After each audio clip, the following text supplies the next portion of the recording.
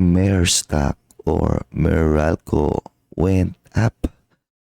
That is the subject for today's TRFM before the fact. So Meralco for the past few years one of the best performing blue chip stock. So nagko-correct siya recently pero baka ano lang to. Baka healthy correction lang, 'di ba? Papahinga lang ng konti. Ang tanong, bakit siya umakyat? Well, obviously, based on my personal opinion, umakyat siya again because of fundamentals and valuation of the company. Etong stock na to, matagal ko na tong kita-cover din dati in my channel. So, noong 2022, fast forward today, medyo malaki na yung ni-run up ng kanyang stock price. Ang tanong, napusuan mo ba? Nakursonadahan mo ba ang Meralco? Hindi. Well, check the pinned comment. So si Mer, as early as 2022, gumagawa na ako dyan ng aking one-pager stock analysis and in-analyze ko na siya dati in my channel. So September of 2022 lang siya dati, no? Lalaro siya around 260 to 300, blah blah blah. So, nag-reach siya dati within my bargain price of conservative assumption, flat growth. Pero pag nag-grow yung business, 391,434 na obviously tinuhog niya, diba? So, 391, saan siya eventually medyo nag-top. And then, 434 na, uy, diba? Tinuhog niya rin syempre. Saan siya nag all-time high dati, di ba? Ayan oh. And then, continuous talaga yung growth ng business na to eh. Lupit na itong lupit na itong Meralco na to eh. Ang daming galit dito eh. So, December 2023. So, December of 2023. Dito siya natin noon. Nag-flirt siya near its all-time high. Trade siya 360 to 400. And ganoon din no, within my siya, bargain price. Pero pag nag-grow siya, kahit ano lang no, mid-single digit, 496. Fast forward today, diba? Binutas niya yun, no? So 496 ayan no, dito siya nagpahinga dati. Bago niyang all-time high, bago siya nag-rally ulit earlier this year, di ba?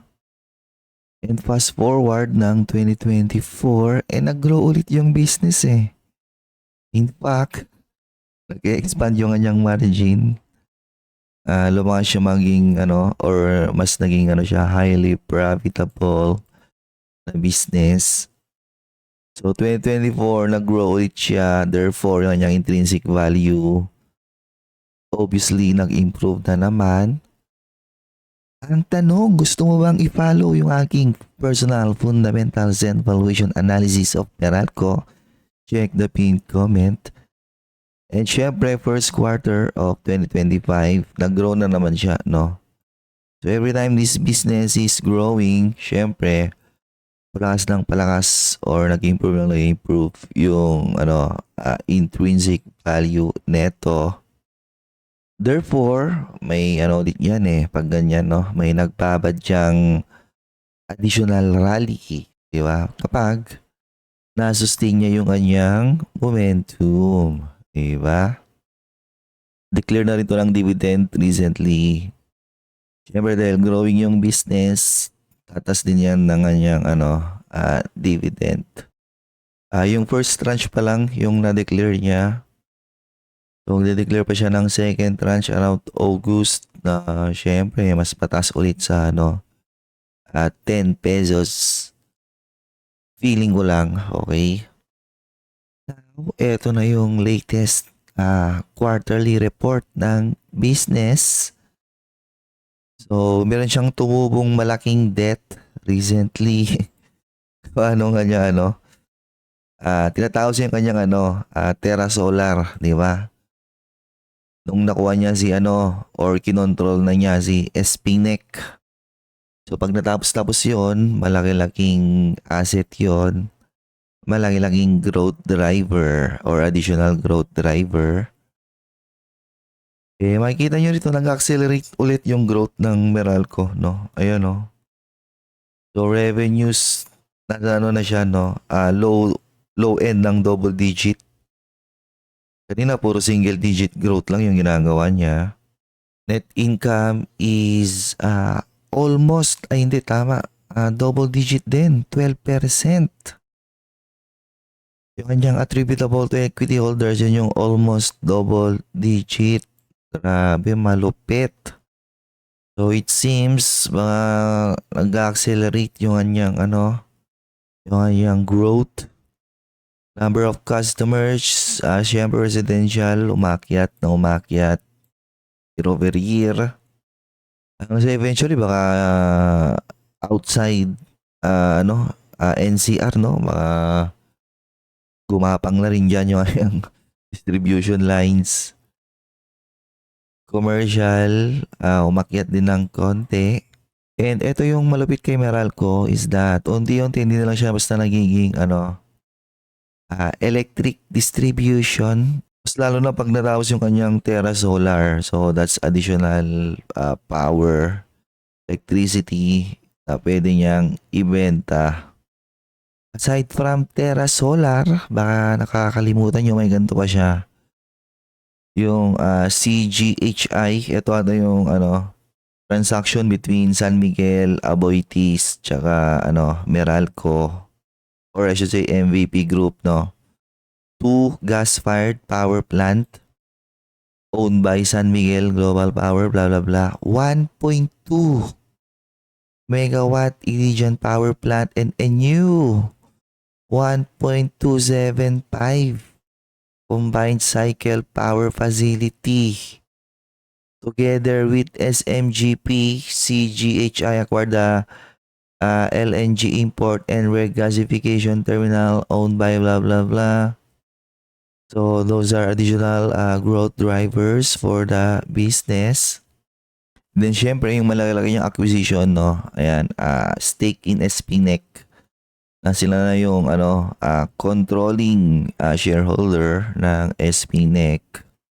So technically, busy pa to ngayon, gumawa na niyang capex. Therefore, may mapaparating doon na potential growth driver. So nag-start siya sa pagiging electric distribution. Dito siya nagsimulang ikagalit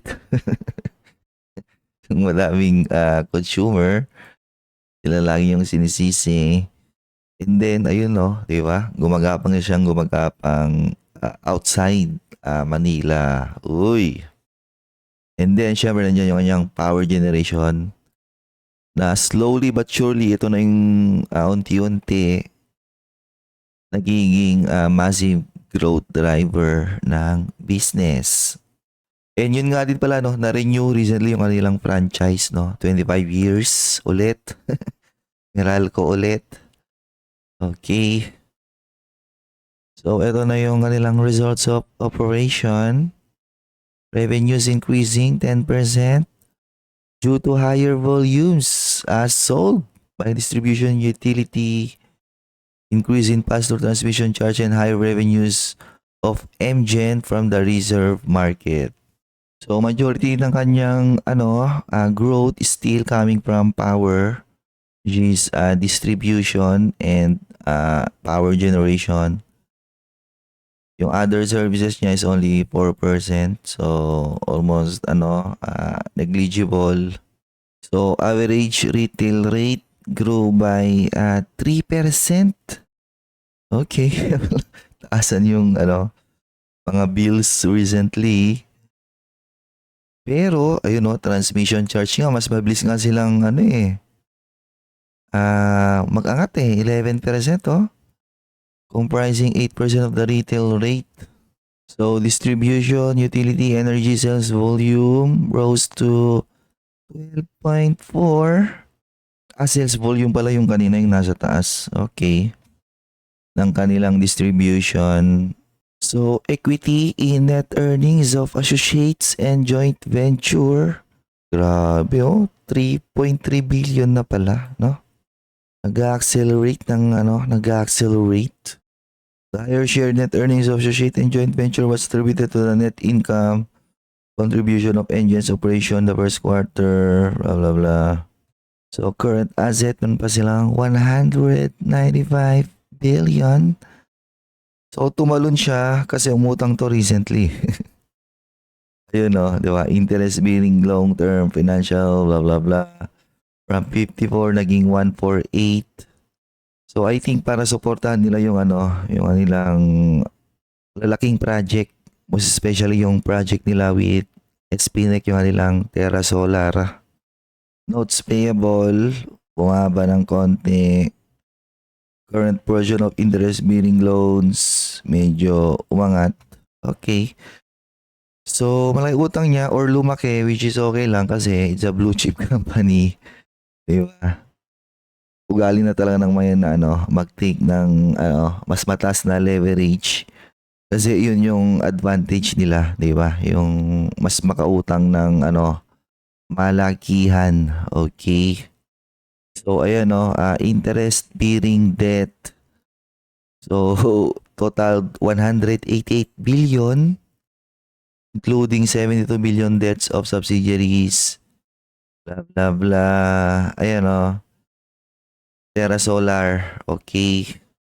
Kasi for sure, kailangan nilang i-rush yan, no? Tagal nang di nagagawa yan. Simula nung hinandle ng SPNEC. So as soon as possible, kailangan nilang i-online yan. Additional, growth driver for the business. Anyways, I think ayun lang. So, Meralco still growing and I think there's some huge growth driver na paparating. Kaya aggressive na naman to yung gumawa ng capex. Kapag natapos yun, baka gumuhit na naman to ng mga panibago niyang all-time high in the coming years, diba? Ang tanong, do you want to follow the fundamentals and valuation analysis of Meralco based on my personal opinion? Check the pinned comment.